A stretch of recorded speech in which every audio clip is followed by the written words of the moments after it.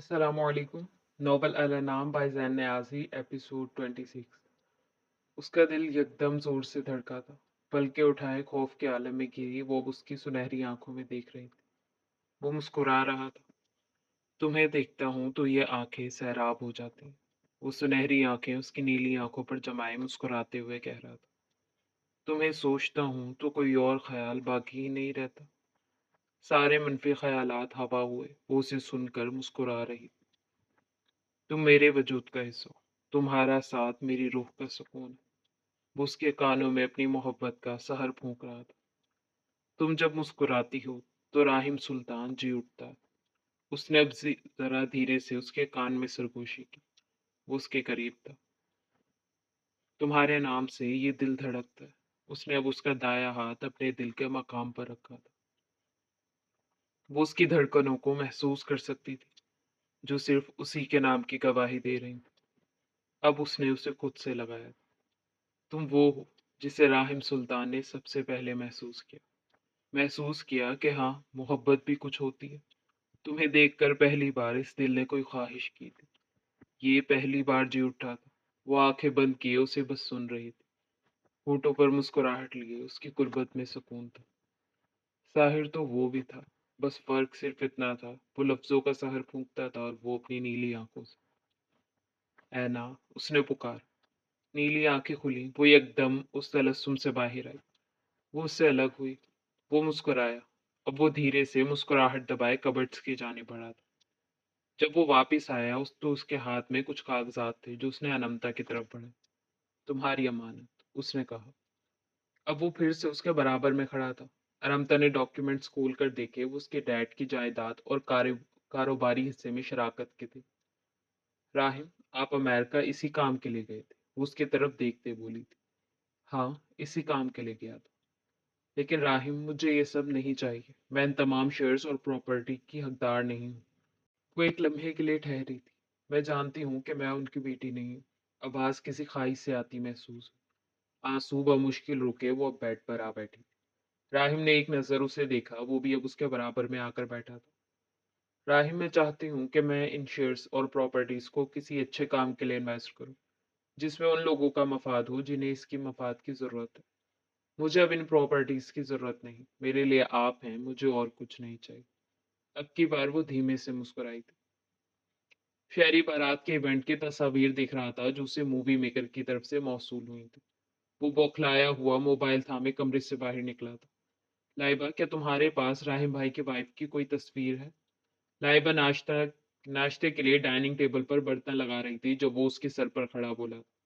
हाँ है, वो बर्तन लगाते मसरूफ सी बोली। मुझे शेयर करो। ओके। लाइबा ने वहीं खड़े उसे मोबाइल से दो तस्वीर शेयर की थी। ओह, इवेंट की नहीं, वो उसकी भेजी गई तस्वीर देखकर जब्त से बोला था। मुझे वो विदाउट मेकअप शेयर करो। तुम क्या करोगे? वो अब उसे तफ्तीशी नजरों से देख रही थी। प्लीज लाइबा, वो इल्तजाई लहजे में बोला था। उसके चेहरे पर छाए तासुरात कुछ मुख्तलिफ थे। लाइबा ने सर झटक कर अब उससे अनमता की कुछ और तस्वीर शेयर की, जब वो दोनों एक दूसरे के बराबर में चलते उन वसी सीढ़ियों से नीचे आते दिखाई थी। शहरी ने नजर उठाकर उसकी तरफ देखा, फिर फौरन आंखें बंद की। ये चेहरा तो वो लाखों की भीड़ में भी पहचान सकता था। ये चेहरा उसकी आंखों से कभी ओझल ही कहाँ हुआ था। कितनी ही बार वो ये चेहरा अपनी बनाई गई आर्ट पेंटिंग्स की नजर कर चुका था। उसने सियाह आंखें खोली। शहरी को अपनी पेशानी पर ठंडे पसीने के कतरे महसूस हुए थे। नीली आंखों वाली लड़की, वही चेहरा। उसके औसा खता हो रहे थे। क्या हो रहा था उसे कुछ समझ नहीं आ रहा। वो दोनों अब उनके सामने खड़े थे। लाइबा, मैं हेल्प करवा दूं? वो मुस्कुराते हुए बोली थी। राहिम शहरी के चेहरे की उड़ी रंगत को बगौर देख रहा था। उसे देखकर ऐसा लगता था जैसे उसने कोई भूत देख लिया। उसने शहरी को कंधे से थामा। राहिम भाई, शहरी ने सवालिया नजरों से राहिम को देखा। अरमता लाइबा के साथ किचन की तरफ गई थी जहां फातिमा पहले से मौजूद थी। शहरी, मैं समझ सकता हूँ तुम इस वक्त क्या महसूस कर रहे हो। राहिम भाई, ये एथर अंकल की बेटी है ना? वो उसके बात काट कर बोला था। मैं तुम्हारे सारे सवालात के जवाब दूंगा शहरी, लेकिन पहले सब खाना खा लें। उसके बाद तफसील से बात करते हैं। तुम वो पेंटिंग लाए हो? राहिम अब उसे कंधे से थामे डाइनिंग टेबल की तरफ बढ़ा था। वो दोनों अब एक दूसरे के बराबर में बैठे थे। जी लाया हूँ। रूम में है, वो इब्राहिम की तरफ देखते बोला था। इसहाक साहब भी उनकी तरफ आते दिखाई दिए। वो अब सरबराही कुर्सी पर बैठे थे। अनमता और लाइबा दोनों साथ ही बैठी थी और फातिमा उनके बराबर में। डाइनिंग टेबल नाश्ते के मुख्तलिफ लवाजमात से लबरेज थी। अब सब खाने में मसरूफ दिखाई देते। शहरी अभी भी उन्हीं सोचों में घिरा बैठा था। भूख तो जैसे उड़ ही गई थी। फातिमा मुस्कुराते हुए अनमता को ठीक से खाने की ताकीद कर रही थी। जी मम्मी, वो भी मुस्कुरा कर कहते इस बात पर सर हिलाते। राहिम मुस्कुराहट दबाए उसे देख रहा था। वो खाने की चोट थी। खाना खाने के बाद इसहाक साहब किसी जरूरी काम से बाहर गए थे। लाइबा और फातिमा बर्तन समेटने लगी। राहिम अनमता को यहीं ठहरने का कहकर ऊपर गया। आप आथन अंकल की बेटी है ना? शहरी ने अब की बार ये सवाल अनमता से किया था, जो उसके सामने ही बैठी थी। जी, मैं उन्हीं की बेटी हूँ। वो भी मुस्कुराते हुए गोया हुई। अब्राहिम ऊपर से वापस आता दिखाई दिया। शहरी, तुम वो पेंटिंग ले आओ, हम लाउंज में वेट कर रहे हैं। वो शहरी को ताकीद करता अनमता के पास आया था। वो भी अपनी जगह से उठी। अब वो दोनों लाउंज की तरफ बढ़े थे। सामने लैपटॉप खुला था। शहरी और अनमता सोफों पर बैठे मुतजब्जब से उसे देख रहे थे, जो अब एक फ्लैश ड्राइव लैपटॉप के यूएसबी पोर्ट में लगा रहा था। फिर मतलूबा वीडियो ऑन की। उसके बराबर में आ बैठा, साथ ही उसका हाथ थामा। फूफो, अनमता के लबों से आजाद हुआ। वो वीडियो सूफिया की थी, जिसमें वो एक अस्पताल के बेड पर बैठी थी। उनकी हालत खासी नासाज लगती थी। आंखों के गिर्द से हल्के जर्द रंगत। अनमता बेटा, राहिम ने मुझे बताया कि तुम ठीक हो, महफूज हो। मैं बहुत खुश हूं कि तुम दोनों एक साथ हो। वो मुस्कुरा रही थी। उनकी हालत काफी अबतर दिखाई देती थी। अनंता की आंख से एक आंसू टूटकर गाल पर फिसला। मेरे दिल में एक राज दफन है, और मैं नहीं चाहती कि मैं इसीलिए ही दुनिया से रुखसत हो जाऊं। एथन हमारी बेटी का है। मुझे उसे देखना है। हेलन किसी अनजाने खौफ के जेर असर बोल रही थी। साथ ही वो बार बार अपने बेड के बराबर में रखे खाली झूले की तरफ भी देखती थी। एथन का चेहरा झुका था। उन्होंने अपनी भीगी आंखें साफ की। फिर हेलन की तरफ देखा, साथ ही उनका हाथ थामा। हेलन, वो बेहद नरमी से बोले थे। फिर एक गहरी सांस ली। हेलन हमारी बेटी अब हमारे साथ नहीं है। वो जा चुकी है हमें छोड़कर। आवाज किसी खाई से आती महसूस हुई। वो बहुत जब्त किए बैठे थे, और वो हैरत से उन्हें देख रही थी। उनकी आंखें आंसुओं से तर थी। एथन, आप ऐसे कैसे कह सकते? मैं जानती हूँ वो बिल्कुल ठीक है। वो बिल्कुल ठीक है एथन। आप अपनी बेटी के लिए ऐसा कैसे कह सकते? डॉक्टर, डॉक्टर, वो अब चिल्लाने लगी थी। पास खड़ी नर्स इंजेक्शन तैयार कर रही थी। उसने आहिस्ता से बेहोशी का इंजेक्शन हेलन के बाजू में लगाया था। आहिस्ता आहिस्ता उनकी आवाज एकदम तोड़ रही थी। आंखें बंद हुई। एक बार फिर कमरे में खामोशी छाई थी। वैसी ही खामोशी जैसी उन दोनों की जिंदगी में भी थी। वो उनकी पहली औलाद थी, या शायद आखिरी। डॉक्टर ने कहा था कि अब वो कभी मां नहीं बन सकेंगी। वो अब सिसकियों से रो रहे थे। जिस औलाद के लिए उन्होंने पूरे 10 बरस का तवील इंतजार किया था, वो मुर्दा पैदा हुई थी। वो अब उठकर कमरे से बाहर आए थे, आंखों में नमी लिए। हेलन की हालत खासी नासाज थी। उनके सामने तो वो अपना गम भी हल्का नहीं कर सकते थे। सूफिया, जो बाहर सिटिंग एरिया में बैठी थी, उन्हें आता देखते ही अपनी जगह से उठकर उनकी तरफ बढ़ी थी। वो एक 17 साल खूबसूरत नकोश की हामिल लड़की थी। भाई, वो अब उन्हें पुकारते उनके साथ आकर खड़ी हुई थी। आंखों से आंसू तो उसके भी जारी थे। उसका महबूब तरीन भाई कुछ लम्हे पहले ही अपनी इतनी बड़ी खुशी से महरूम हुआ था, जिसका 10 सालों का तवील इंतजार उन सब ने किया था। 10 साल बाद उस जोड़ी को औलाद की खुशी मिली, और 10 मिनट में तमाम खुशियां अबा हो गई। अचानक उनके मोबाइल पर रिंग हुई। मेहर अली कॉलिंग। उन्होंने कॉल अटेंड करके मोबाइल कान से लगाया, साथ ही एक हाथ से भीगी आंखों के आंसू साफ किए। हेलो एथन, दूसरी तरफ से आवाज गूंजी। मैंने भी तो थोड़ी देर पहले तुम्हारी तरफ से आया पैगाम देखा। मुझे बहुत अफसोस हुआ एथन, तुम्हारा गम बहुत बड़ा है। मैं और अक्सर बस पहुंच रहे हैं हॉस्पिटल। वो उजलत में कहते ड्राइव कर रहे थे। एकदम ही उनकी गाड़ी से कोई टकराया था। उन्होंने फौरन ब्रेक लगाई। कॉल डिस्कनेक्ट हुई। वो अब सूफिया के साथ ही सिटिंग एरिया में बैठे थे, चेहरा दोनों हाथों में गिराए। मेहर अली हवास बागता सा अपनी गाड़ी से का दरवाजा खोलकर बाहर आया था।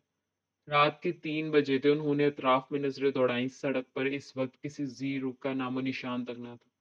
अब अक्सर भी परेशान से गाड़ी से बाहर आई थी। वो एक हामला खातून थी जो उनकी गाड़ी से टकराई। वक्त कम था। वो दोनों जैसे तैसे उसे लेकर हॉस्पिटल पहुंचे थे। शायद मुआजिजा था। उस खातून ने 2 खूबसूरत तंदुरुस्त जुड़वा बच्चों को जन्म दिया। वो इस वक्त मेहर अली खान के हॉस्पिटल में मौजूद थे, लेकिन खुद वो खातून दम तोड़ गई थी। उसके पास से ऐसा कुछ नहीं मिला था जिससे वो उसके खानदान को तलाशती, सिवाय गर्दन के गिर्द पहनी सलेब के वो एक ईसाई खातून थी। चंद लम्हों में मेहर अली खान ने उन बच्चों की तकदीर का फैसला कर दिया था। वो नौ मौलूद जो एक साथ इस दुनिया में आए थे, अब उनकी जिंदगी में हमेशा की दूरियां लिखी जा रही थी। वो अब अलग अलग खानदानों में एक अलग शनाख्त के साथ दिखाई देने वाले थे। वो शख्स जो वक्त और तकदीर से हार बैठा था, ये तल्ख फैसला आज उसे भी कबूल था। वो नन्ही सी जान जिसने 2 घंटे पहले ही जन्म लिया था, वो उनके हाथों में थी।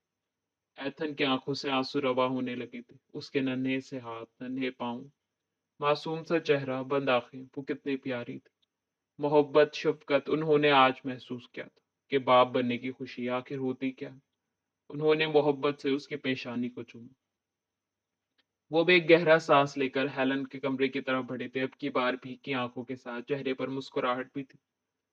वो उसे गोद में लिए खुद से लगाए बैठी थी।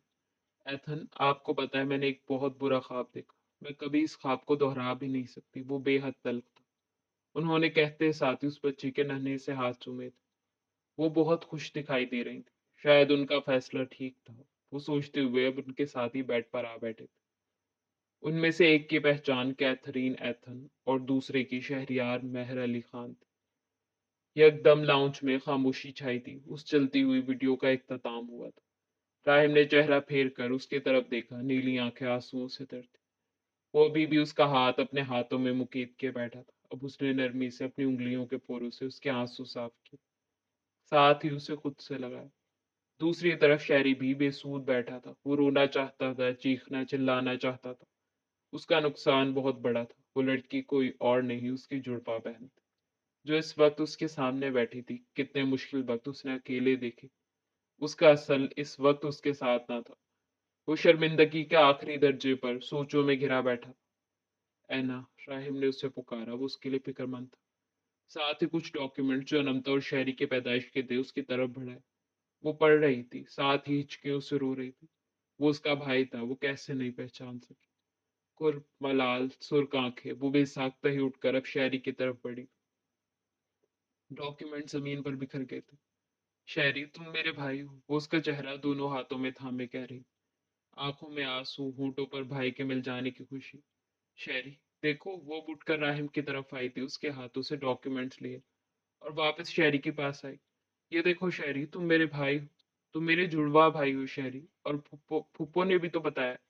वो उसे शायद यकीन दिलाने की कोशिश कर रही थी। शहरी अपनी जगह से उठा था। उसका चेहरा बेतासुर था, जर्द रंगत। वो टेबल की तरफ बढ़ा था। वो जा रहा था और उसकी निगाहें उसी पर जमी थी। जब वो आया तो उसके हाथ में वही आर्ट पेंटिंग थी जो एक खाकी कागज में मुकी थी। अब उसने वो पेंटिंग अनंता की तरफ बढ़ाई थी, चेहरा झुकाए। वो इस वक्त नदामत की गहराइयों में था। अनंता ने पेंटिंग थामी और कागज से आजाद करके सामने की। वो पेंटिंग उसी की थी। उस पेंटिंग में कोई और नहीं बल्कि अनंता थी। वह हैरत से उस पेंटिंग को देख रही थी। मैं बहुत शर्मिंदा हूँ, अचानक वो बोला था, हलक में आंसुओं का गोला अटका था। हाँ, मैं तुम्हारा भाई हूँ। ये पेंटिंग मैंने तब बनाई जब मैंने तुम्हें कभी देखा भी नहीं था। तुम अक्सर मेरे ख्वाबों में आती थी। अब उसने नजर उठाकर उसकी तरफ देखा। अनंता ने पेंटिंग राहिम को थमाई और शहरी के हाथ थाम। वो मुस्कुरा भी रही थी और रो भी रही थी। और राहिम एक साइड पर खड़ा उन दोनों को देख रहा था। मुझे समझ नहीं आ रही मैं किस तरह अपनी लापरवाहियों का ज़ाला करूंगा। वो नजरें झुकाए कह रहा था। सिया आंख से एक आंसू टूटकर गाल पर फिसला। राहिम अब बाहर की तरफ बढ़ा था। नहीं शहरी, अगर शर्मिंदा होना है तो हम दोनों को होना चाहिए। सारा इल्जाम किसी एक के सर क्यों। वो मुस्कुरा रही थी, साथ ही उसके आंसू भी साफ कर रही थी। अपने सगे भाई के होते हुए तुमने इतनी प्रॉब्लम्स फेस की, उसने कहते साथ ही एक गहरी सांस खारिज की, आंखें आंसुओं से तर। नहीं शहरी, इसमें तुम्हारा कोई कसूर नहीं, कसूर वक्त का था। वो धीरे से मुस्कुराते हुए उसे समझा रही थी। ये पेंटिंग तुमने बनाई थी। वो मुस्कुराकर आंसू साफ करती उस पेंटिंग की तरफ बढ़ी, जो राहिम मेज पर रख कर गया था। वो पेंटिंग उठाए वापस उसके बराबर में आ बैठे। हाँ, मैंने बनाई है। तुम्हारा भाई एक आर्टिस्ट है। और भी पेंटिंग्स है तुम्हारी जो मैंने बनाई। इन 5 सालों में कोई एक लम्हा भी ऐसा ना था जब तुम्हारा चेहरा मेरी आंखों से उजल हो। उसने मुस्कुराकर कहते आंसू साफ किए, साथ ही मोबाइल ऑन किया। वो बनमता को उसकी बनाई गई पेंटिंग्स दिखा रहा था। वो दोनों साथ बैठे थे। वो शहरी के कंधे से सर टिकाए बैठी थी। वो उसका असल था। पहली बार उसे अपना कोई खूनी रिश्ता मिला। वो उसका भाई था। मम्मी मान जाए ना प्लीज। देखें आप जैनी का चेहरा तो देखिए, उसने कहते साथ ही जैनी को सादिया के सामने किया जो कपड़ों को तह लगाने में मसरूफ दिखाई देती। जैनी भी अब मासूमियत से म्याऊं म्याऊं करने लगी थी। अपने बाबा से बात करो, मैं भी मसरूफ हूँ साहब, वो जब्त से बोली थी। मम्मी पहले आप मान जाए, बाबा खुद ब खुद मान जाएंगे, प्लीज मम्मी। वो इल्तजाई लहजे में जैनी को गोद में उठाए उनके आगे पीछे घूम रहा था। सैफ, गलत बात है, जब सब जाएंगे तब ले जाएंगे जैनी को। वैसे भी हमने कल तो जाना ही है। मम्मी, वो अब सर झटकता बाहर की तरफ बढ़ा था। यहाँ उसकी दाल नहीं गलने वाली थी। पीछे सादिया ने एक गहरा सांस लेकर शुक्र अदा किया। जब हम पिछली बार यहाँ से गए थे तब लॉन की ये हालत बिल्कुल भी नहीं थी। आप देखें पूरे लॉन में सूखे पत्ते बिखरे हैं, जैसे बरसों से आपने सफाई न की हो। पौधों के सूखे पत्ते काटे हैं।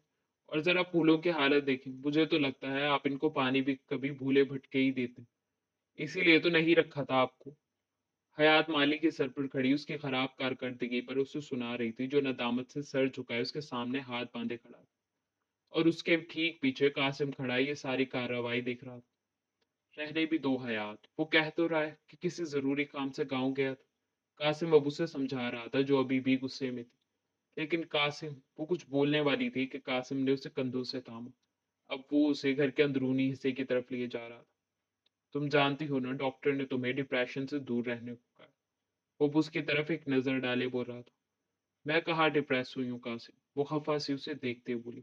अचानक कासिम के मोबाइल पर रिंग हुई। राहिम कॉलिंग। हाँ हेलो राहिम। कासिम तुम कहाँ हो, वो फिक्रमंदी से बोला था। मैं हयात के साथ घर आया हूँ।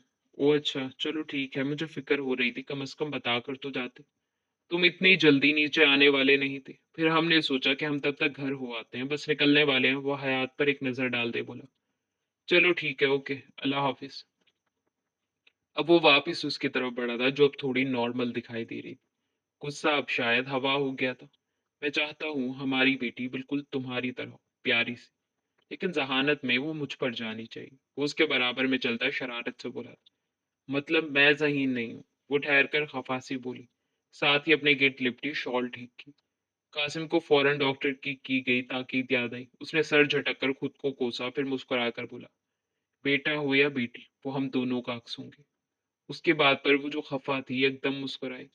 सादिया किचन में थी जब उनके मोबाइल पर रिंग हुई। अनमता कॉलिंग।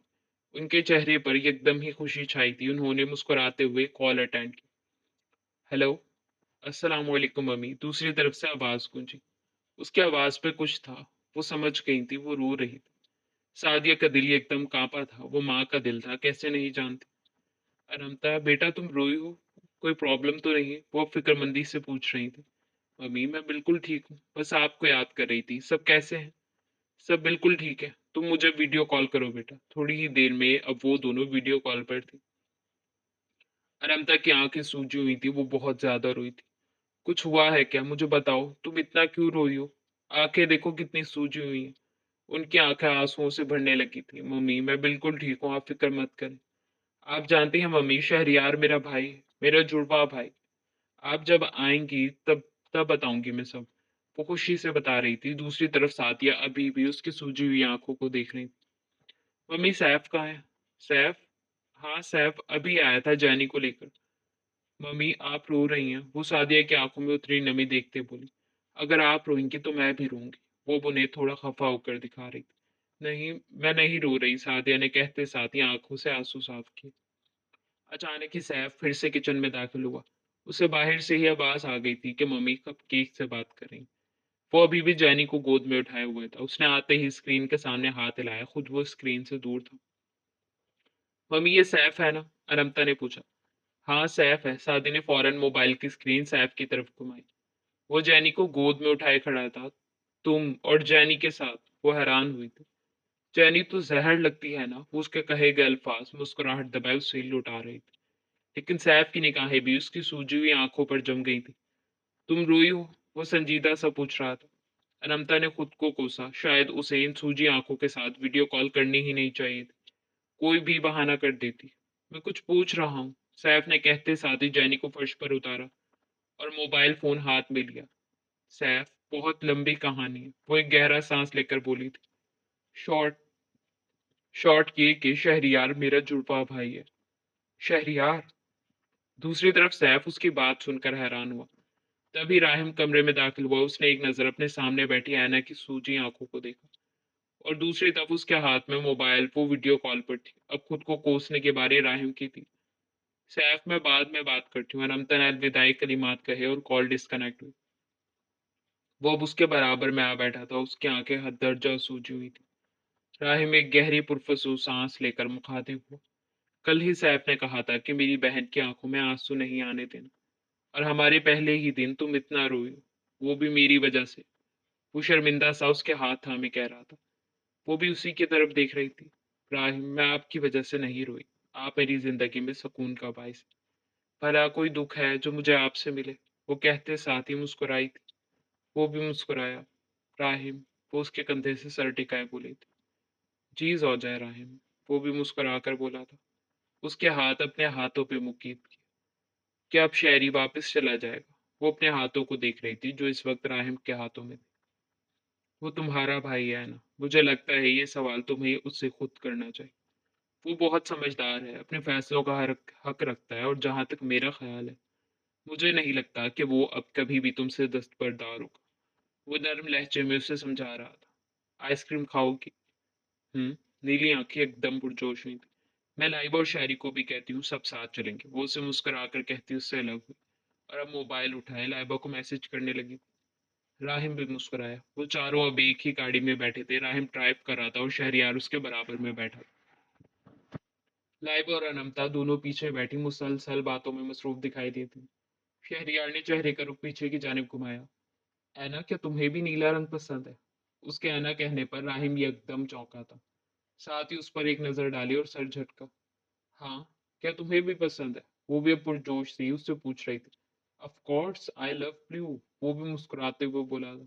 हमारे फेव्स कितने मिलते हैं ना शहरी। अनंता ने एक और कॉम्प्लीमेंट पास किया। हाँ, बहुत मिलते हैं। अब मैं अमेरिका जाऊंगा तो तुम्हारी बाकी पेंटिंग्स भी ले आऊंगा। और राहिम भाई, आपने मुझे पहले क्यों नहीं बताया कि पेंटिंग में ऐना है? वो अब राहिम की तरफ देख रहा था। अगर तुम मुझे पेंटिंग देने की हामी भरते तो शायद मैं बता देता। वो जलकर बोला था। हाँ, तो मुझे नहीं पता था कि वो ऐना है आपकी वाइफ। आइसक्रीम पार्लर के बाहर उनकी गाड़ी रुकी थी और अब वो सब बाहर आते दिखाई दिए। राहिम गाड़ी पार्क कर रहा था और वो तीनों अंदर की तरफ बढ़े थे। तुम और शैरी एक साथ कितने अच्छे लगते हो। अनंत ने लाइबा के कान में सरगोशी की। शैरी के कान भी हल्की फुल्की आवाज पड़ी। वो मुस्कुराया था। अनंता, लाइबा ने उसे फौरन आंखें दिखाई। तुम्हारी भाभी हूं मैं, वो भी बड़ी वाली। वो भी इतरा कर बोली थी। दोस्ती के भी चंद फराइज होते हैं भाभी जान। लाइबा दांत पीसते जब्त से बोली थी। उन दोनों की धीमी धीमी सरगोशियां उसे सुनाई दे रही थी। अब वो एक खाली टेबल की तरफ बढ़े थे। आइसक्रीम पार्लर काफी हसीन और रोशन था। कस्टमर्स अतराफ में बिखरी मेजों के गिर्द लगी कुर्सियों पर बैठे आइसक्रीम्स एंजॉय करते दिखाई देते थे। धीमी धीमी म्यूजिक की आवाज माहौल को अलग ही तासुर दी हुई थी। शहरी के मोबाइल पर रिंग हुई। वो कॉल सुनने के लिए वहां से उठा था। किसी ने कहा था कि लाइबा सोच समझ कर फैसला करना। लाइबा उसके अल्फाज उसे ही लौटा रही थी। हाँ, कहा था, लेकिन अब तुम्हारे पास कुछ भी सोचने जैसा कोई ऑप्शन नहीं। वो भी मुस्कुराकर बोली। मैं जानती हूँ तुम शायरी को पसंद करती हो। अब की बार वो संजीदा सी बोली थी। लाइबा ने एक नजर उसे देखा। पसंद करती हो ना? अनंता ने फिर से पूछा। लाइबा का सर भी साख्ता ही इस बात पे हिला था। अनंता मुस्कुराई। शहरी और राहिम उनके जानी बातें दिखाई दिए। राहिम ने इशारे से वेटर को अपनी तरफ बुलाया। लाइबा की स्ट्रॉबेरी फ्लेवर, मेरी और एना की चॉकलेट स्ट्रॉबेरी मिक्स, और शरी तुम कौन सा फ्लेवर लोगे? सेम। राहिम भाई, चॉकलेट स्ट्रॉबेरी मिक्स। वो कहते साथ ही मुस्कुराए। उनके फेव्स वाकई में बहुत मिलते थे। आखिर वो ट्विंस थे। राहिम ने अब वेटर को ऑर्डर दिया। थोड़ी ही देर बाद वो चारों अपने फेवरेट फ्लेवर्स एंजॉय कर रहे थे। सुनहरी आंखें लैपटॉप की स्क्रीन पर जमाए, उसकी उंगलियां तेजी से कीबोर्ड पर मुतहरिक थी। उसका मिशन अपने अंजाम को पहुंचा था। उस मिशन को अंजाम तक पहुंचाने के दौरान की अहम मालूमात वो अब आगे अफसरान को अरसाल कर रहा था। आज राहिम का वलीमा था और उसे इस इवेंट में भी जरूर शिरकत करनी थी। अचानक उसके मोबाइल पर रिंग हुई। उसने चेहरे का रुख मोबाइल की तरफ किया। Major Shahid Naeem calling. Call attend की। अस्सलाम वालेकुम सर। वालेकुम सलाम। जी sir. Okay, I am coming. उसने मोबाइल वापस रखा। वलीमे के इवेंट में अभी 2 घंटे बाकी थे। वो वक्त पर पहुंच जाएगा। उसने लैपटॉप बंद किया। तुम्हें पता है मैं एक दिन में कितना बोर हुआ, और अब तो तुम भी हमारे भाई हो। सैफ शहरी सेलिब्रिटी बोला था। वो सब अजलान के घर ठहरे हुए थे जो इस्लामाबाद में ही था। अब सैफ पहुंचते ही सबसे पहले सुल्तान मेंशन आया, जहां उसे बाहर ही शहरी दिखाई दिया। कितने इमोशनल हो तुम सैफ, शहरी ताज्जुब से बोला था। और तुमने कल मुझे कॉल की, फिर फौरन ही डिस्कनेक्ट कर दी। अब की बार उसने सर झटका था। हाँ, मैंने तुमसे कब केक का पूछना था, फिर मैंने सोचा तुम्हें कहाँ मेरी फीलिंग्स की कदर होगी। तुम्हारी तो कोई बहन नहीं है, लेकिन अब तो हम दोनों की बहन एक ही है। तुम ऐना को कप केक कहते हो? शहरी मुंह के जाविये बिगाड़े बोला था। Yes, she sips cupcake. कहते साथ ही उसने मुस्कुराते हुए अपने हाथ में थामा एक मशहूर और मारूफ बेकरी का बैग उसके सामने किया। उफ! शहरी ने फिर से ताज्जुब से सर झटका। इसमें जरूर कप्स केक्स होंगी, उसने दिल में सोचा। वो दोनों अंदर की तरफ बढ़ रहे थे। सैफ, अनंता तैयार सी लाइबा के साथ लाउंज में बैठी थी, साथ ही उनके बैग पैक रखे थे। वो दोनों शहरी के साथ सैलून के लिए निकलने वाली थी। सैफ को आता देखते ही वो बेसाख्ता ही उसका नाम पुकारती उसकी तरफ बढ़ी। कैसी हो आप ही, वो पूछ रहा था। सादिया ने उसे सख्ती से तंबिया किया था कि वहां जाकर अनंता को आप ही कहना। मैं ठीक हूँ, तुम कैसे हो, वो चहकते हुए पूछ रही थी। सैफ ने कप केक्स का बैग उसकी तरफ बढ़ाया। मैं बिल्कुल ठीक हूँ, और जैनी भी ठीक है। जल्दी जल्दी में उसे लाना भूल गया। आज तुम चलोगी घर तो ले लेना वापस। लाइबा चाय बना लाई थी। अब वो चारों बैठे मजे से कप केक्स एंजॉय कर रहे थे। उन्हें सैलून भी जाना था, वक्त कम था। वो पूल के नजदीक खड़ी चहकते हुए परिंदों को बाजरा डाल रही थी। उसे हमेशा ही अजीब लगता था, पता नहीं वो परिंदे हमेशा वहां क्यों आ जाते थे। वो मुस्कुरा रही थी। पता नहीं कितने दिनों बाद वो इस तरह खुलकर मुस्कुराई थी। आज वो खुद को बिल्कुल इन परिंदों की तरह महसूस कर रही थी, आजाद और खुद मुख्तार। सबा की तरफ उसका नीम रुकता, वो मुस्कुराते हुए उसकी तरफ बढ़ी। आज तुम बहुत प्यारी लग रही, सबा ने अकब से कहा। वो सियाह रंग लिबास साथ हमरंग दुपट्टे में मलबूस थी। लंबे बाल किसी आबशार की तरह पुश्त पर बिखरे थे। खुले बालों के हाले में उसका दमकता मासूम सा चेहरा, उसके चेहरे पर छाई मुस्कुराहट एकदम ही सिमटी थी। लेकिन सबा अभी भी मुस्कुरा रही थी। मैं आज खुद को आजाद महसूस कर रही हूँ। जितनी भी शर्मिंदगी और खौफ थे, वो उस शर के साथ इख्तिताम को पहुंचे। वो शख्स बेवफा था, ना खुद से वफा कर सका ना मुझसे। उसने कहते साथ ही एक गहरी सांस खारिज की, एक गहरी पुरफसूं सांस। मैं जल्द ही खुला के लिए नोटिस दायर करूंगी। सबा के चेहरे पर अभी भी मुस्कुराहट कायम थी। हम आज मेरे भाई के घर शिफ्ट हो जाएंगे। उनकी फैमिली कनाडा में मुकीम है, और ये घर सील कर दिया जाएगा। उसने कहते साथ ही अतराफ में नजरें दौड़ाई। उस घर के साथ जितनी भी यादें थी सब तल्ख थी। अचानक वॉचमैन उसकी तरफ आता दिखाई दिया। वो कुछ अफसरान के आने की इत्तला दे रहा था। वो लोग आ गए थे। वो उस कौम के सच्चे मुहाफिज थे। वो वफा करना जानते थे। सबा गार्ड के हमरा वहां से वापस चली गई थी, और वो एक बार फिर उन परिंदों में मशगूल हो गई। उसे सबा की तरफ से जो फिक्रमंदी लाहक थी, वो भी अब हवा हुई थी। वो एक बहादुर औरत थी। वो खुद को संभालना जानती। अस्सलाम वालेकुम मिसेस फराज मुजीब, हमें इस घर को सील करने का हुक्म दिया गया है। कहते साथ ही उसने आर्मी की तरफ से भेजा गया एक नोटिस उनकी तरफ बढ़ाया। आप हमें फराज के कमरे तक की आगाही दें ताकि हम अपना काम कर सकें। वो एक सांस में सलीके से अपना पूरा जुमला अदा करता था। वालेकुम सलाम तलहा साहब। वो इस वक्त ग्रे कलर के पैंट कोट में मलबूस था, बाल सलीके से पीछे की जानिब जमाए। एक खूबसूरत नकुश का हामिल बच्चिया मर्द उसके पीछे खड़े सिपाही अपनी वर्दी में मलबूस थे। अंदर आए। सबा ने उन्हें अंदर आने की इजाजत दी। उन्हें पूरे घर की तलाशी का ऑर्डर दिया गया था। सबा और जुई अपना सामान पहले ही अलहदा कर चुकी थी। वो सबसे पहले फराज के कमरे की तरफ बढ़ा था। बाकी सिपाही दूसरे कमरों की तरफ बढ़े थे। बहुत सी अहम मालूमात थी जो उसे फराज के कमरे की तलाशी के दौरान मिली। अब वो इकट्ठी की गई मालूमात मुख्तलिफ लिफाफों में सील करता कमरे से बाहर आया था। वो घर काफी वसी और शानदार था। उसके कदम अब कोर्टयार्ड की तरफ थे। वो आहिस्ता आहिस्ता पूल एरिया की तरफ बढ़ रहा था, फासला सिमट रहा था। वहां कोई लड़की थी। तलहा की तरफ उसकी पुश्त थी। उसने कदम वापस मोड़े थे। वो उसे महसूस हुआ था। उसने बेसाख्ता ही पीछे मुड़कर देखा। वहां से अभी अभी कोई गुजरा था। वो भला यहाँ क्यों आएगा? मैं कोई एजेंट नहीं हूँ, लेकिन जल्द ही आर्मी ज्वाइन करने वाला हूँ। बरसों पुराना उसका कहा गया जुमला उसके जहन में आज भी नक्श था। वो खुद को तो भूल सकती थी, लेकिन उससे कभी नहीं। जरूरी नहीं कि हर आर्मी ऑफिसर वही हो। ये एकदम ही उसके चेहरे पर उदासी उमड़ आई थी। लेकिन इस दिल का क्या करें? दिल की गवाही कभी झूठी नहीं होती। उसने बेताकता ही उसी जानिब कदम बढ़ाए थे जहां से वो अभी अभी गुजरा था। To be continued. पता नहीं ये फासला आज इतना तवील क्यों लग रहा था। लेकिन मनचाही मंजिल तो हमेशा तवील मुसाफतों के बाद ही मिला करती। शाम उतरने को थी, सूरज ढलने को था। खिजा के मौसम में पत्तों पर छाई जर्दी भी आज जर्द नहीं लगी थी।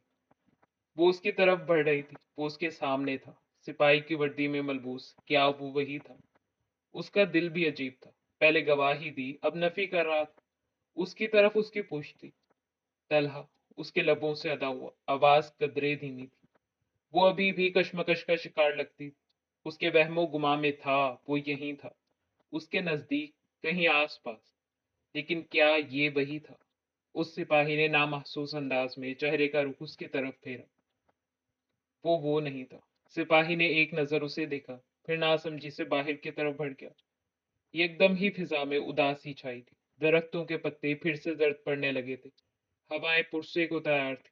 वो वहां नहीं था। उसका दिल भी गलत बयानी कर गया था, बिल्कुल उन झूठे ख्वाबों की तरह जो वो रोज देखती थी, जो उसकी पूरी जिंदगी की जमा पूंजी थी। एक आंसू टूटकर गाल पर फिसला। उंगली के पोरों से आंसू साफ करते हुए उसने अब रुख फेरा था। पूरी कजाली आंखें सुनहरी आंखों से मिली थी। एकदम ही माहौल में खामोशी छाई, एक गहरी खामोशी। अगर मंजर में कोई था तो बस वही था। वो उसके सामने ही था, वही जिसे गजाली आंखें हमेशा तलाश करती आई थी। हकीकत में ना सही, ख्वाब में ही सही। क्या आज वो हकीकत में सामने आ गया था, या ये भी कोई सैराब था? वो अभी भी कशमकश का शिकार लगती थी। क्या वो अब दिल की नहीं सुन रही थी? लेकिन वो था, वो हकीकत में था। हवाओं की सरगोशियां, दरख्तों से गिरते जर्द पत्तों की सरसराहट, दूर उफुक पर ढलता सुनहरी शाहिद। हाँ, मंजर में मौजूद आज हर शय उनकी मुलाकात की शाहिद थी। आह, वो उसके सामने था। वो हकीकत में उसे देख रही थी। एक हसीन मंजर, कदरे हसीन, उसके ख्वाबों से भी ज्यादा हसीन। वो बिल्कुल वैसा ही था, एक नजर पड़ने पर दूसरों को अपना गर्विदा बना देने वाला। जब वो दिखाई देता था तो सब नजर आना बंद क्यों हो जाता था? वो सबा के साथ लाउंज में बैठा था, दोनों हाथों को बाहम पैबस्त किए, पुरसकून सा वो उसे सुन रहा था। जोई मेरे लिए मेरी छोटी बहन की तरह। अगर इसका साथ ना होता तो शायद मैं कब के अमेरिका चली गई होती। तलहा ने एक नजर उनकी तरफ देखा, वो फिक्रमंद दिखाई देती थी। मिसेस फराज, आप बेफिक्र रहें, उनकी हिफाजत की जिम्मेदारी आज से मेरी है। वो एक अहद से बोला था। वो अहद निभाना जानता था। मैं फराज से खुला लेने वाली हूँ। अब की बार वो मुस्कुराई थी। अपने नाम के साथ उस शख्स का नाम बर्दाश्त नहीं कर सकती मैं। चेहरे पर छाई एक उदास मुस्कुराहट। वो देख सकता था, वो उदासी से मुस्कुराई थी। मुझे फख्र है आप पर कि हमारे मुहाफिज आप जैसे अजीम लोग हैं, जिनके रगों में खून वफा बनकर दौड़ता है। उसका लहजा कदरे नर्म था, होठों पर मुस्कुराहट हनूस कायम थी। शुक्रिया। तलहा ने मुस्कुराकर अदब से सर को खम दी और शुक्रिया अदा किया। अचानक उसकी नजर उन वसी सीढ़ियों पर पड़ी जहां से वो अब आती दिखाई दी। दुपट्टा सेट करती फिजा ने खुद ब खुद खामोशी इख्तियार की। सिर्फ उसकी नाजुक सी हील की टक टक थी जो सुनाई देती थी। मूव कलर के टखनों को छूती लंबी फ्रॉक, जिस पर हल्का सिल्वर रंग का जरी का काम था। साथ हम रंग दुपट्टा, पुष्ट पर बिखरी खुले बालों की भूरे बालों के आबशार, लाइट मेकअप। वो अब उन दोनों की तरफ बढ़ रही थी। सब अपनी जगह से उठकर उससे मिली थी। अचानक तलहा के मोबाइल पर रिंग हुई। लाइबा कॉलिंग। वो लेट हो गया था। अल्लाह हाफिज मिस सबा। उसने मुस्कुराते हुए सबा को अलविदाई कलिमात कहे, फिर उसकी तरफ देखा। आप आ जाएं, मैं बाहर वेट कर रहा हूँ, वो नरम लहजे में कहता अब फोन सुनने के लिए बाहर की तरफ बढ़ा था। सबा उसके हाथ थामे खड़ी थी। दुआ करूंगी जितनी अजियतें तुम सब भूल जाओ। खुद कुदरत तुम पर मेहरबान रहे, तुम्हारी हर वो ख्वाहिश तकमील को पहुंचे जो तुम्हारे हक में बेहतर। वो मुस्कुरा कर कह रही थी, तुमसे राब्ते में रहूंगी, अपना ख्याल रखना। आप भी अपना बहुत ख्याल रखिएगा। वो भी उदासी से मुस्कुराई। वो जब बाहर आई तो वो मुंतजिर सा गाड़ी से पुश टिकाए खड़ा था। उसे नजदीक आते देखते ही अब उसने पैसेंजर साइड का दरवाजा खोला था। गाड़ी में खामोशी छाई थी, एक गहरी खामोशी, वो जो ख्वाबों ख्यालों में उससे ढेरों बातें किया करती। अब वो शख्स उसके सामने था तो वो लब पेवस्त किए बैठी थी। मारिया, आप ठीक हैं? वो गुमसुम सी बैठी ख्यालों में खोई थी, एकदम चौंकी। आह, उसने उसे उसके नाम से पुकारा था। आंसुओं का गोला हलक में अटका था। ये आंसू किसी गम के नहीं, खुशी के थे। बरसों बाद उस शख्स से मिल जाने की खुशी जिसे आपने बरसों अपनी दुआओं में मांगा। कहीं ये कोई ख्वाब तो नहीं? क्या ये वाकई में हकीकत थी? उसे उसका नाम याद था, उसने जुमला क्या कहा कुछ याद नहीं। कुछ याद रहा तो बस ये कि उसे उसका नाम आज भी याद था। मारिया, उसने दोबारा पुकारा, लहजा कदरे धीमा। तबस्सुम टूटा। जी जी मैं ठीक हूँ, वो हड़बड़ाकर बोली। आपको अब फिक्र करने की जरूरत नहीं है, मैं हूँ आपके साथ, उसने कहते साथ ही गाड़ी को ब्रेक लगाया और बाहर निकला। वो विंडो से उसे जाता दिख रही थी, वो एक फ्लावर शॉप की तरफ बढ़ रहा था। जब वो वापस आया, उसके हाथ में सुर्ख ताजा गुलाबों का एक बड़ा साइज का बुके था, जो उसने अब बैक साइड सीट पर रखा था। आप बता रहे थे कि आज आपके भाई के वलीमे का इवेंट है। वो अब गाड़ी स्टार्ट कर रहा था जब मारिया ने पूछा। तलहा ने एक नजर उसकी तरफ देखा। जी, एक लफ्जी जवाब। उसके लहजे में संजीदगी थी, वो अब पहले से कम बोलता था। मारिया ने चेहरे का रुख साइड विंडो की तरफ किया। एक बार फिर गाड़ी मनाजिर को पीछे छोड़ दिया, बैंक्वेट हॉल की तरफ बढ़ रही थी, जहां वलीमे की तकरीब मुनक्किद थी। हॉल को मुख्तलिफ हल्के रंगों के फूलों, बरकी कुमकुमों और फानूस से बड़ी ही खूबसूरती से सजाया गया था। एंट्रेंस से दाखिल हो तो वो इस वक्त पेल ब्लू कलर की मैक्सी में मलबूस, नुकसुक सी तैयार, सजी सवरी, चेहरे पर मुस्कुराहट लिए स्टेज पर बैठी। तमाम तकलीफदा यादें, सया अंधेरे, आजमाइश के दिन अपने इख्तिताम को पहुंचे थे। वो एक बार फिर तख्त से नवाजी गई थी, एक बार फिर हुक्मरानी उसके मुंतजिर थी। लेकिन ये हुक्मरानी कोई आम नहीं, बल्कि दिल की हुक्मरानी थी, जो हर एक का मुकद्दर नहीं होती, ये खास लोगों का नसीब हुआ करती है। हाँ, वो खास थी, बहुत ज्यादा खास। करीम कलर के प्रिंस कोट में मलबूस, अनमता के लिबास से मेल खाता हमरक पॉकेट स्क्वेयर, बाल जेल की मदद से पीछे की जानिब जमाए, फ्रेश था, चेहरे पर बशाशत बखेरे राहिम सुल्तान उसके बराबर में ही बैठा था। उसे राहिम सुल्तान के दिल की हुक्मरानी नसीब हुई थी। वो जो अभी भी आंखों में ढेरों मोहब्बत लिए उसे देख रहा था। ऐना, राहिम ने पुकारा। You resemble a royal princess today, वो मुस्कुराते हुए बोला था।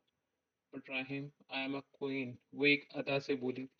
शायद कुछ और भी कहना चाहती थी, ये जुमला अभी मुकम्मल नहीं था। होंठों पर मुस्कुराहट बिखरी, कहीं न कहीं वो ये भी जानती थी कि वो अब क्या कहे। Yes, you are the queen of my heart. वो वाकई में एक सुल्तान था। वो मोहब्बत का मान रखना जानता था। उसने वही कहा था जिसकी वो मुंतजिर बैठी थी। राहिम, बेटा तलहा को कॉल करो, अब तो मेहमान भी जा चुके, कितना टाइम हो गया है, वो अभी तक नहीं आया। मुझे फिक्र हो रही। फातिमा राहिम के पास आकर बोली। फंक्शन अपने इख्तिताम को था, काफी हद तक मेहमान भी अब जा चुके थे। मम्मी, मेरी बात हुई है, अभी वो बस आने वाला है, रास्ते में है, वो पुरसकून सा बोला था। तभी अनमता की नजर अचानक से एंट्रेंस पर पड़ी, जहां से अब वो दोनों आते दिखाई दी। उसकी आंखों में हैरत थी, होठों पर मुस्कुराहट, वो फौरन अपनी जगह से उठी। दूसरी तरफ मारिया भी हैरत ज़्यादा तासुरात ली उनकी तरफ बढ़ी थी। फासला सिमट रहा था, वो दोनों गले मिली, दोनों की आंखों में नमी उतरी थी।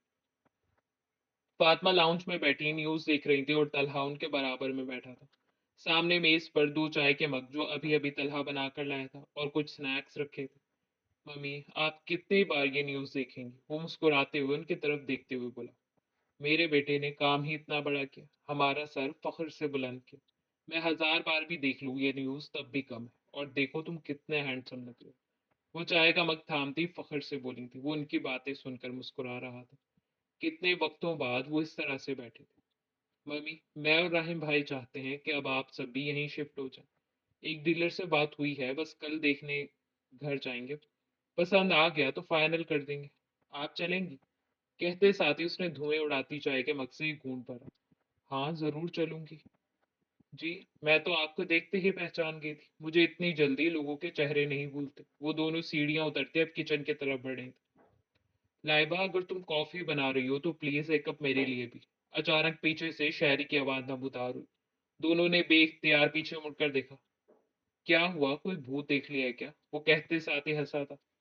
शायरी इस तरह से कौन करता है? पूरा घर सुनसान पड़ा है और तुम अचानक पीछे से आकर बोल रहे हो। वो यकीनन डर गई थी। एक तो तुम्हें भूतों से बहुत डर लगता है, अब की बार उसने अफसोस से सर झटका था। मारिया, तुम जानती हो यह अनमता का भाई है। लाइबा ने अपने साथ खड़ी मारिया से पूछा, जिसकी आंखें अब हैरत से फैली थी। क्या मतलब? वह चुंबे से बोली। मतलब ये कि शहरी और अनमता ट्विन सिबलिंग्स हैं। मारिया ने फौरन चेहरे का रुख शहरी की तरफ फेरा। उन दोनों के नकुश में मुमासलत थी, लेकिन आंखों और बालों का रंग मुख्तलिफ था। और तुम तो जानती ही हो, मारिया राहिम भाई की कजन है, अब की बार उसने शायरी से पूछा। हाँ, जानता हूँ। वो भी बड़ी ही बेनियाज़ी से बोला, लेकिन मारिया अभी तक शॉक के आलम में मुब्तला खड़ी थी। अब एक कप कॉफ़ी मिलेगी? ओके, मैं बना कर लाती हूँ। वो मारिया का हाथ थामे किचन की तरफ बढ़ी थी। इन चंद घंटों में उन दोनों की अच्छी खासी दोस्ती हो गई थी। भला लाइबा भी किसी के साथ 15 मिनट भी चुप रहकर गुजार सकती है।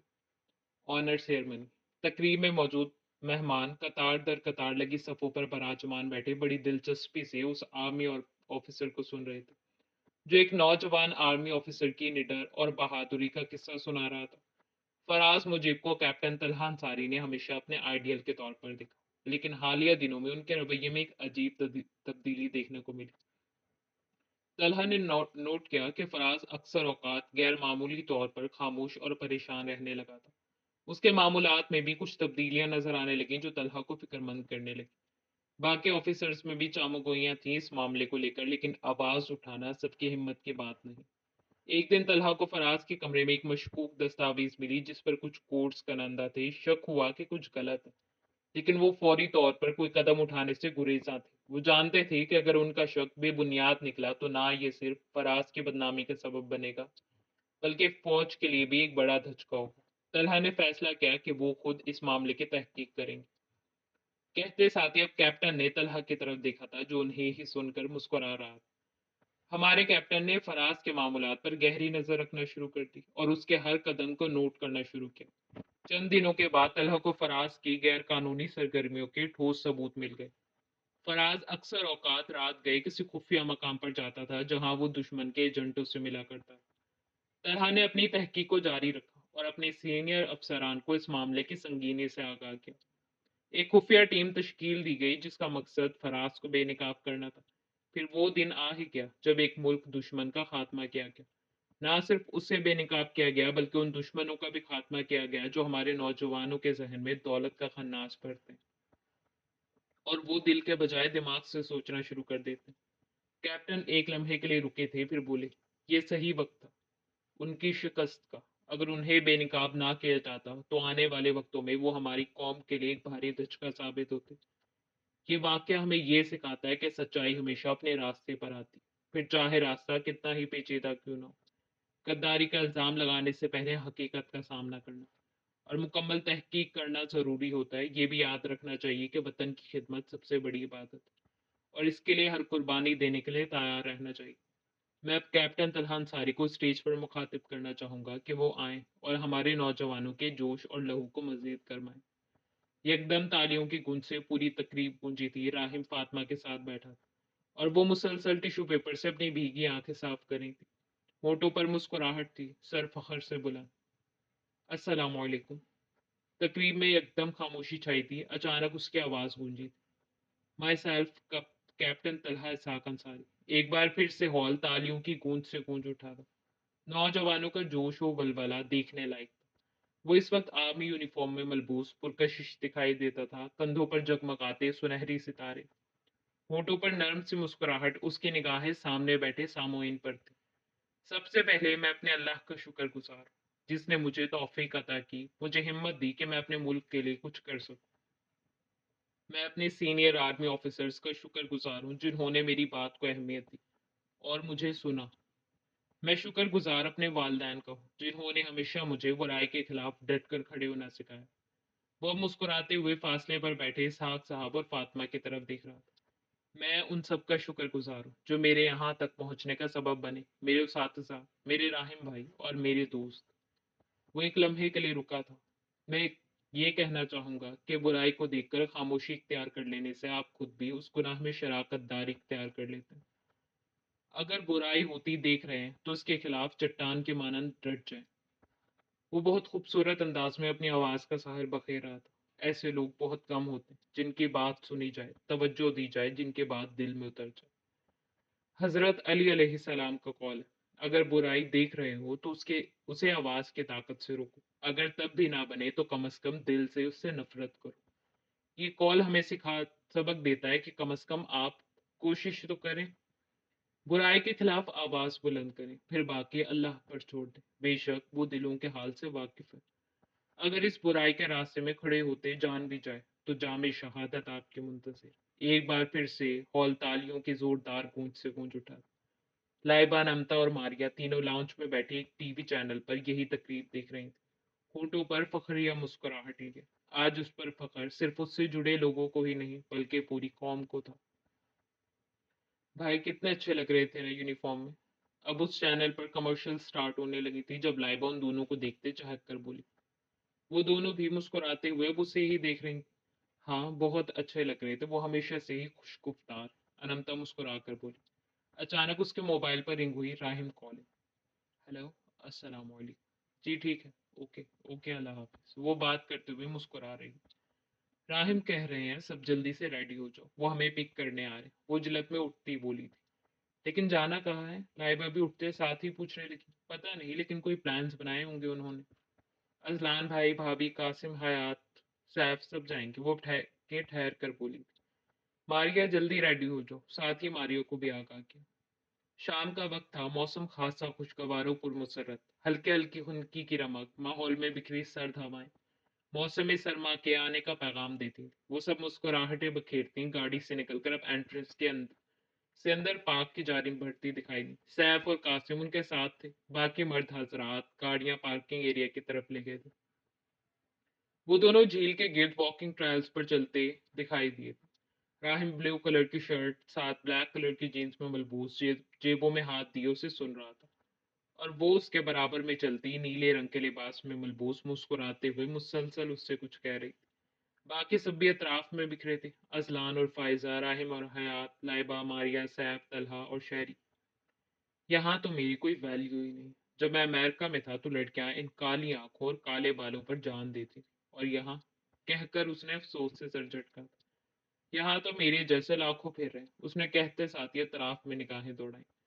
दूसरी तरफ उसकी बात सुनकर सैफ का मुंह खुला का खुला रह गया। मतलब अमेरिका की लड़कियां तुम पर मरती हैं? हाँ, जनूबी लड़कियां मशरक की लड़कियों पर मरती हैं। शहरी ने अब उसके कंधे पर झुककर कहा था। वो सैफ से 2 इंच लंबा था। सैफ की आंखें मजीद फैली थी। मेरे भी तो काले बाल और काली आंखें, मतलब अगर मैं भी वहां जाऊंगा। सैफ ने अपना जुमला अधूरा छोड़ा था, आंखों में अभी भी हैरानगी थी। हाँ, ऐसा ही है। तुम भी अगर जाओगे तो फेमस हो जाओगे। लेकिन तुम्हें नहीं जाना चाहिए। तुम्हारा वतन इतना हसीन है, भला वहां जाकर क्या करोगे? मैं तो खुद अब यहीं आने वाला हूँ, अब की बार। शहरी पुरसकून सा बोला। मतलब तुम पाकिस्तान में रहोगे हमेशा के लिए? हाँ, यहीं रहूंगा। अचानक ही उनके पीछे तलहा आकर खड़ा हुआ था, जो अभी अभी कोई कॉल सुनने गया था। तुम पाकिस्तान शिफ्ट हो रहे हो? वो मोबाइल जेब में डालता शहरी की तरफ देखते हुए बोला। जी भाई, शहरी भी मौदबाना अंदाज में बोला। भाई, हम बोटिंग कब करेंगे? लाइबा मारिया के साथ चलती राहिम के पास आकर बोली। अभी करेंगे गुड़िया। राहिम भी मुस्कुरा कर बोला। लाइबा भी खिलकर मुस्कुराई।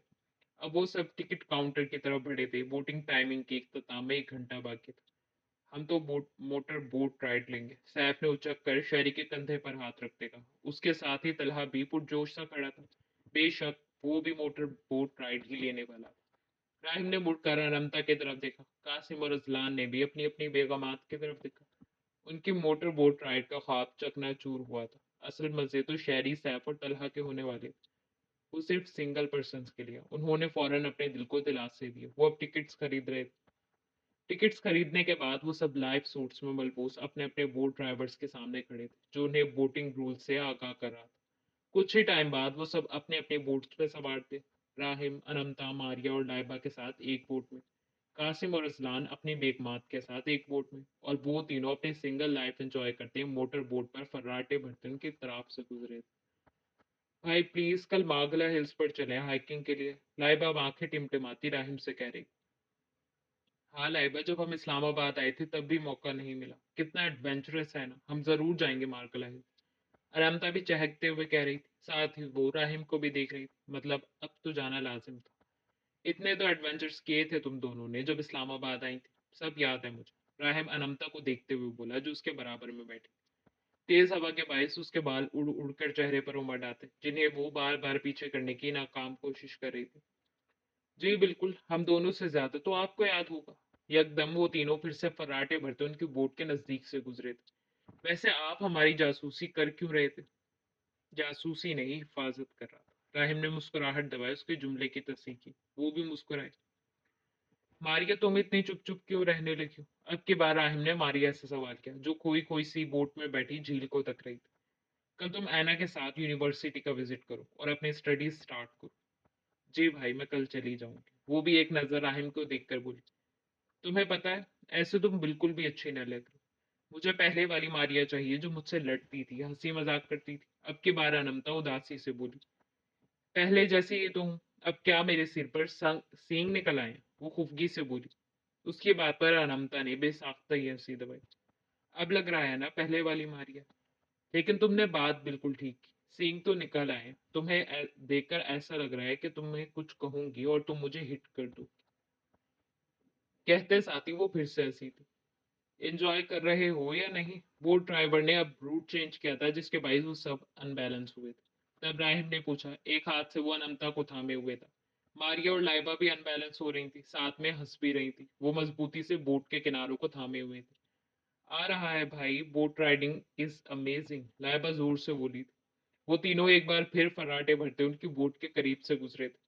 आपी, सैफ ने बाकायदा तमीज और अदब के साथ अनमता को आपी पुकारते आवाज भी लगाई थी।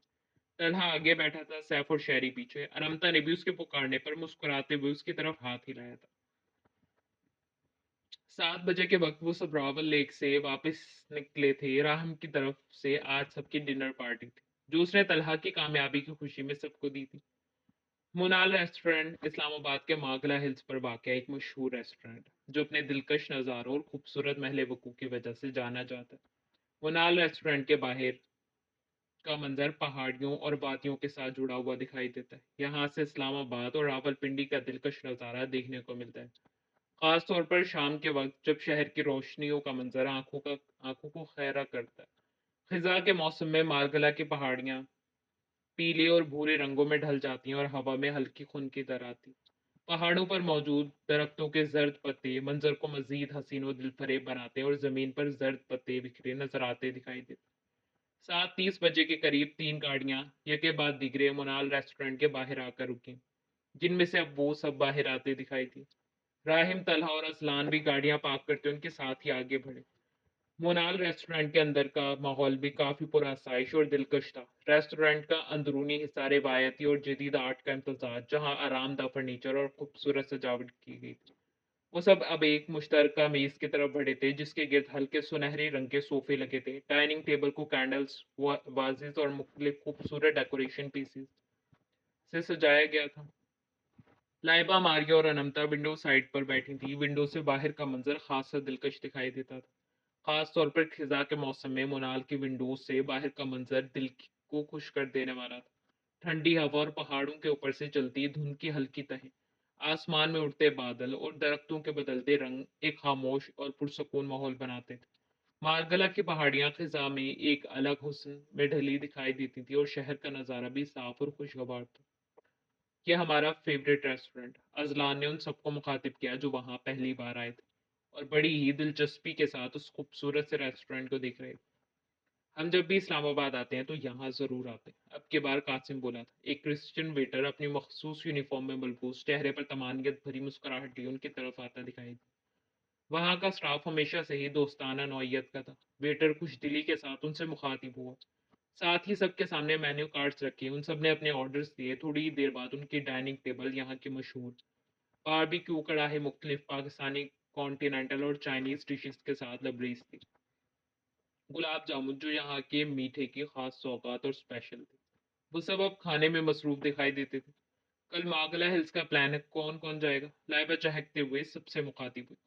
मागला हिल्स, शहरी ने सवालिया ब्रोच का पूछा। लेकिन मेरी तो कल की अमेरिका की फ्लाइट है। ऊपर सुकून सा चाइनीज की एक बाइट मुंह में रखते बोला था। उसके बाद पर अनमता ने बेसाख्ता ही उसे देखा। उसके चेहरे के तासुरात एकदम उदासी में बदले थे।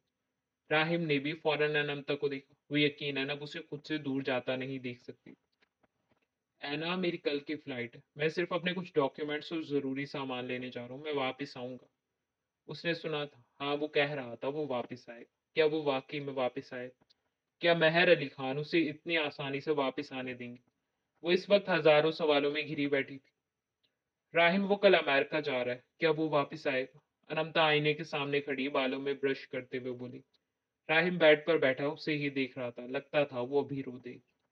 आखिर सैफ से कुछ तो उसने भी सीखा था, ढेर सारा इमोशनल होना। नीली आंखें भीगने लगी थी। ऐना, वो अब उसे पुकारते उसकी तरफ बढ़ा, साथ ही उसे कंधों से थामकर अपनी तरफ की। वो तुम्हारा भाई है, वो तुम्हें ऐसे नहीं छोड़ सकता। मैं पूरी उम्मीद हूँ वो वापस जरूर आए, और अगर नहीं आया तो मैं खुद जाऊंगा अमेरिका और उसे कान से पकड़ कर लाऊंगा। मेरी इतनी खूबसूरत बीवी के आंखों में आंसू की वजह वो बना, उसने कहते साथ ही सर झटका था। फिर मुस्कुराकर उसकी नम आंखों में देखते बोला, राहिम सुल्तान को तुमसे मोहब्बत है, लेकिन इन नीली आंखों से मामला इश्क का। उसकी बात सुनकर वो खिलकर मुस्कुराई। राहिम ने उंगलियों के पोरों से उसकी आंखों में आंसू साफ किए और उसे खुद से लगाया। आज तुमने नहीं कहा कि मुझे शायर होना चाहिए था, वो मुस्कुराहट दबाए पूछ रहा। क्योंकि आप शायर हैं, और आपके हर शेर का एक एक लफ्ज सिर्फ मेरे लिए है। उसने हू बहू उसके कहे गए अल्फाज दोहराए। उसकी बात पर राहिम भी खुलकर मुस्कुराया। मेरे सारे प्लान्स पर पानी फेर दिया ना तुमने। कितने सारे प्लान्स बनाए थे मैंने। एक जुमला, साथ गुस्से और उदासी भरे इमोजी। शायरी उसका पैगाम देखकर जीरे लब मुस्कुराया। अगर आप वक्तन मुझे अपने ख्यालात के मुताबिक आगाही फराहम कर देते तो यकीनन मौसूफ इस खता से गुरेज करते। उसने हंसते हुए टाइप किया और सेंड के ऑप्शन पर क्लिक किया। सबसे पहले तो वो बड़ा वाला उफ कहेगी, फिर मेरी गाड़ी उर्दू पर तबसरे। वो सोचते साथ ही फिर से दिल खोल कर हंसा। इंतजार उसके आने वाले जवाब का था। वो भी बड़ी ही बेसब्री से। अचानक एक मैसेज नोटिफिकेशन आया था। उसने हंसते हुए मोबाइल उठाया।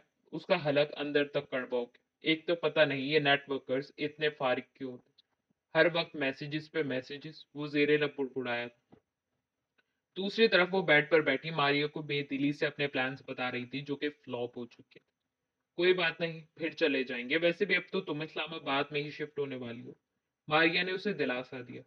लाइबा के मुंह के जाविये अभी भी बिगड़े हुए थे। वो उठकर अब ड्रेसिंग टेबल की तरफ बढ़ी थी। उसका मोबाइल ड्रेसिंग टेबल पर ही रखा था। शहरी का जवाब आ गया था। वो मुस्कुराई थी। जुमला पढ़ते हुए उसके चेहरे के जाविये वाकई में बिगड़े थे। उफ, उसने कहते साथ ही सर झटका और बेड पर आकर बैठी। तुम्हारा ये गाड़ी उर्दू वाला भूत कब उतरेगा? मुझे ये वाली उर्दू नहीं आती शहरी। शहरी के पैकिंग करते हाथ अचानक से थमे, होठों पर मुस्कुराहट दराई। अब तो यकीनन उसी का मैसेज था। उसने फौरन हाथ बढ़ाकर मोबाइल उठाया। उसके पैगामात पढ़कर वो फिर से हंसा था। ओके, जो उर्दू तुम्हें आती है वो बता दो, मैं वो भी सीख लूंगा। साथ में पूरी बतीसी वाली इमोजी। शहरी, तुम वापस कब आओगे? पता नहीं वो उससे ये सवाल क्यों कर रही थी, लेकिन वो करना चाहती थी। पता नहीं क्यों वो उदास लगती थी। मैं जल्द वापस आऊंगा, और अब तो आना जरूरी हो गया, वो मुस्कुराकर कहता अपने लगेज से एक पेपर में मुकीद पेंटिंग उठाए कमरे से बाहर आया। उसके जवाब पर वो दिल ही दिल में मुस्कुराई थी। किचन शेल्फ पर तुम्हारे लिए कुछ रखा है। पहले सोचा था कि अगर मैं तुम्हें उस वक्त देता तो तुम्हें अच्छा नहीं लगता, लेकिन उम्मीद है कि अब तुम मेरा ये तोहफा कबूल करोगी और नाराज भी नहीं होगी। साथ में एक दिल वाली इमोजी। वो जेरे लब मुस्कुराते बेड से उठकर कमरे से बाहर आई। उन वसी सीढ़ियों से उतरते अब उसके कदम किचन की तरफ थे। वो किचन में आई थी। शेल्फ पर पेपर में मुकीद कुछ रखा था। वो अब उसे उठाए वापस ऊपर आई, साथ ही दरवाजा बंद किया। मारिया भी उसे और उसके हाथ में मौजूद उस शय को नासमझी से देख रही। लाइबा ने उस पेंटिंग को पेपर से आजाद किया। उसकी आंखें सताइश अंदाज में फैली। अपनी पिक्चर्स तो उसने बहुत बनाई थी, लेकिन एक आर्ट वर्क, वो भी खुद का, वो पहली बार देख रही थी। वो कितनी खूबसूरती और बारीक बीनी से बनाया गया था। मारिया भी उसके साथ ही बैठी इश्तियाक से वो पेंटिंग देख रही थी। ये शायरी ने बनाई। मारिया ने मुस्कुराहट दबाए सरगोशी की। लाइबा मुस्कुराई, साथ ही इस बात में गर्दन हिलाई। उसकी नजरें तो उस पेंटिंग पर ही जमी थी।